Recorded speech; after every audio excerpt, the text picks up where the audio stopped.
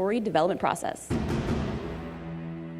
Stephen, it is so cool that you are writing this game. You're obviously, a writer who's known for kind of coming up with your own worlds, your own characters. When you came into this, there was some stuff that was already baked, for lack of a better term, I guess? When you work on Call of Duty, there's an enormous amount of history and passion, for the various characters that have been created. The thing that's amazing to me in the game world is how protean or how malleable the story is. As a filmmaker, you go out and you fight a movie up the studio chain, right? And you're like, okay, we're going to be underwater, we're going to fight in the jungle, we're going to fight in airplanes. And they're just sitting there and they're like, we're not going to make that. But here, you're only limited by your imagination. What do you hope that signature is that sort of you're bringing to this game? In this game, the player's playing alongside his brother, and there's actually a real family dynamic inside the game. Imagine you're like in the minor leagues and you get called up to the major leagues. They're like the all-stars taken from the all-stars, and then suddenly it's that arc of like, this is our moment. Following that character on that arc is where I do most of my work.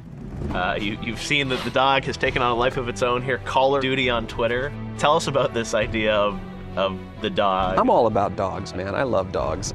Dogs have this capacity for loyalty, and to have to take that into battle is like an extra responsibility.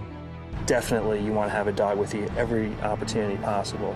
Their senses and their ability to detect things are better than our best equipment. We're trying to make the dog a main character, someone that you actually feel for, someone that when he comes on the screen you get excited about. He is a part of your team, but he's also out front taking a lot of risk. So people are going to pick this up in the fall, and it's a Call of Duty game, but it's going to have some different aspects to it. What is your end goal for sort of how a player will feel when they play? This game takes place in an entirely new world with entirely new stakes. What we can do as a story team is actually make sure the stakes feel really high, and that's something that you take on as the player. You do understand what the stakes are, and you do care about people on your team.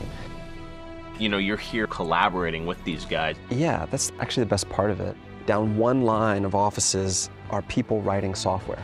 And then down the other line are designers. It's the exact intersection of Silicon Valley and Hollywood-style entertainment. The average length of development in Hollywood is 9 years. Here, it's like 3 minutes. Like, we'll come up with a sequence. These guys will storyboard it, have animatics to it, and we'll be sitting in this very same screening room, and they'll be showing me something that I thought of at like 10 that morning. It's 2 o'clock. In the movie world, it's an absolute dictatorship. It's like I wrote it, I'm directing it, I'm producing it, and you have 300 people and they're all working to help you. This is quite different. To build a game effectively, you have to honor the vision of 25 different artists who are all total titans in their own right. And everybody's trying to basically make it the coolest experience they can for the player. It's a very challenging art form.